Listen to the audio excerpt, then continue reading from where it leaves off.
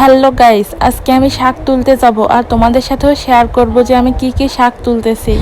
চম্পা, তুই এই ঠিক দুপুর সময় কোথায় যাচ্ছিস? বাবা, আমি শাক তুলবো আজকে। আচ্ছা, তাড়াতাড়ি বাসায় চলে আসিস কিন্তু। বন্ধুরা দেখো, এগুলা হচ্ছে ঢেকি শাক। এত সুন্দর শাক হয়েছে, নতুন নতুন বৃষ্টি হয়েছে আর এই বৃষ্টিতে এত পরিমাণ শাক ফুটেছে, সবগুলো আজকে তুলে নিয়ে যাব।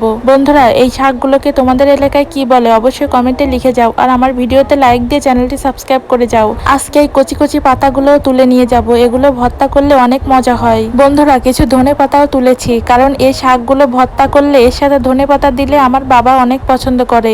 এখন এগুলোকে খুব সুন্দর করে ধুয়ে নিতে হবে। তোমরা তো জানোই আমার মা মারা গেছে অনেক দিন আগে, এখন আমার বাবাকে আমিই দেখাশোনা করি। এই কারণে বাবা যেটা যেটা পছন্দ করে আমি সেটা সেটা অনেক কষ্ট করে হলেও রান্না করে দেই বাবাকে। তোমরা তোমাদের বাবাকে ভালোবাসলে অবশ্যই কিন্তু চ্যানেলটি সাবস্ক্রাইব করে দিবা। বাবা, এখন তুমি খেয়ে বলো কেমন হয়েছে। চম্পা, অনেক মজা হয়েছে।